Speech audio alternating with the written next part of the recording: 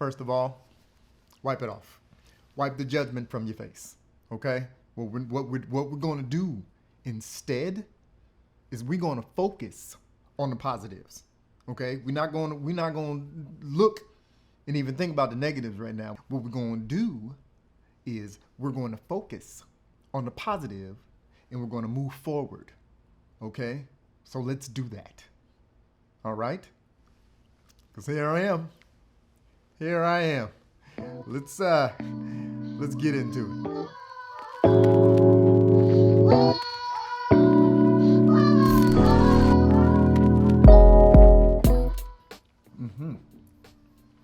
All right. What is going on, beautiful people? How y'all been keeping? All right now. So I have been missing. I know it. I've been gone, and there seems to be a terrible pattern with that. And I don't mean to. I really don't. I've been doing just this crazy juggling act between life, this thing, business. It's just something, and I'm not doing the greatest job of that. Okay, and I've put it out there. There it is. It's on the table. I have not been doing the best job with it all, and I want that to change. I do, and that's why I'm here. Again, it's like whenever we have this conversation, I'm apologizing, mostly to myself, because this keeps happening, and I know what it is. I already know what it is, and it's really four things. Four things that throw me off every single time, and they're easy fixes. That's the thing. It's such an easy fix, but when I sit down to fix those things, I don't want to do it. I don't want to do it at all. The first thing that always messes me up with this is I tend to not necessarily be a perfectionist, but you know, when you sit down and it's gotta be a certain way, or you just can't do it, or you can't say it, or you can't build it, or whatever. And it's so strange because when we sit down with our clients, we always tell them, listen, just do it. Don't let perfectionism totally tear down your progress. And it is so bad, but I get overly focused on the process and the production of this, and it's so silly, but I do, and I don't mean to, but I do. And if I can't get my lighting the way I want to, if I can't get my setup the way that I want to, and I'm tearing up the office. It's bad up there right now, and that's a lengthy process as well. We'll get into that another time. So I've always believed in delivering a high quality product in just about everything that I do. But sometimes I do kind of overthink things, and it's so terrible, because like I said, when we're talking to our clients, we tell them, hey man, just get out there and do it. Whether it's putting together a video like this, or anything else. It's like, don't let your perfectionism disrupt your progress. So I gotta, and I have solutions to this, but I digress. We'll touch on that in a little bit. Another thing that I constantly do with this is I underestimate the entire time that it takes to get the way that I've been doing it, to get one of my videos from idea, concept, to actually sitting here and shooting it, to editing it. I totally underestimate that time. Most of the time I'm sitting up here and doing it at my lunchtime. So I only have about an hour, sometimes a little more, to kick one of these out, just the video process. And then I'll sit down and do the editing at another time, sometimes over the weekend, sometimes later on in the evenings. But even when I'm doing that, I underestimate the amount of time it takes me to edit the way that I want to. You know, this is something different from editing for a client or editing for another project. And I will sit down and kind of agonize over some of the edits that I'm doing. And yeah, that messes me up quite a lot. But moving forward, again, I think I have a good solution for that. But in due time, we'll come back. Now, the third thing that messes me up with these things, and I don't have any script. I don't have any notes. I don't have a teleprompter. I don't do any of that. I normally have the idea, and I'll write out a bullet point or three, and no more than that, though.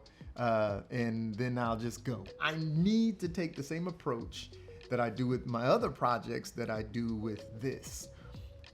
It's just a lot of times I want this to be a little bit more free flowing, and I don't want it to sound so rehearsed and is it unengaging? That is the word that I don't think that's the word I'm looking for, but I don't want it to sound like over rehearsed and stuffy. You know, I have a few friends, I have a couple of clients that they use a teleprompter, and it gets better over time. It really does, but at first. Hello, beautiful people. How y'all been keeping? Take headphones off and smile. Oh.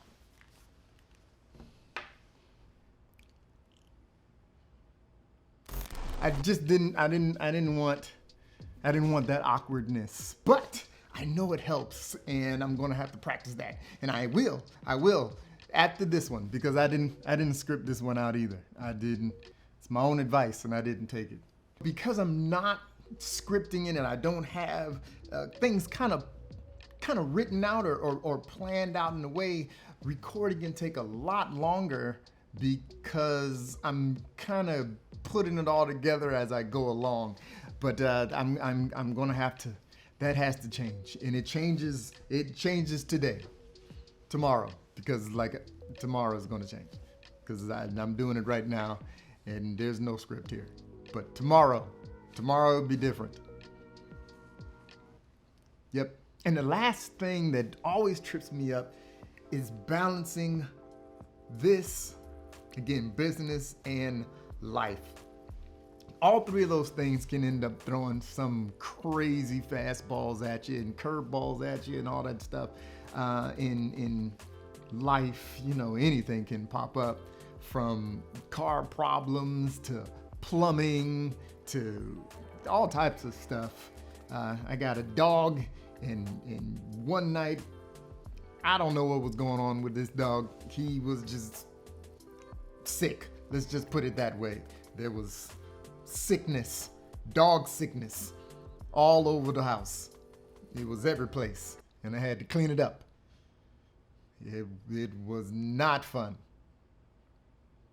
Once I get all that together, I'm pretty sure this thing right here and everything else, I'm going to rock it. So what I've done is I have myself on a 100-day challenge. It's already begun. It actually started at 120, but my family went on vacation, and there was no challenge going on vacation, okay? Everything went out the window. But I put myself on my own personal 100-day challenge. There's a few things in there. Some things are malleable. They're flexible, some things. But then other things are very, very, let's say they're non-negotiable. I think I'm going to throw this into that non-negotiable, the non-negotiable column.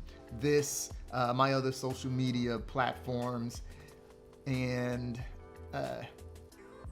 in doing that, I'm pretty confident that my consistency with things will really start taking shape and also gaining some type of steam. So that's the plan. And what I'm going to do, I'm going to go throughout the rest of this week, and we'll have a what are a lot of other people on this platform, like I've done the 100-day challenge for 30 days, and here's what I learned. That we're going to do that. We're going to do that. And see, because that's going to give me something that I need to accomplish for next week. That's what we're going to do. All right. So I'm going to be back next week, and I'm going to give you the update on how things are going, and let you behind the curtain on what the challenge is. Huh? We're going to do that. If we can build that muscle memory, and I'll speak for myself, if I can build that muscle memory into things that I want to accomplish, because they say it takes about 66 days, I think it is, to really lock something in as a habit. If I am successful at this, I am super duper confident that I can make that happen. And anybody else that wants to kind of like jump on that bandwagon of starting your own 100-day challenge, I am super duper confident that you can too. Let's do it. Let's do it. Let's just blow this whole thing. Let's blow the year up. Blow the whole thing up from now until the end of the year. Who's with me? Huh? Now, I'm going to go, because like I said, I tend to do this during my lunch break, quote unquote, and I'm hungry. I'm drinking a shake, and I want some real food. So I'm going to go eat.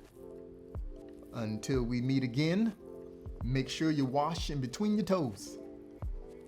That's where the lint lives.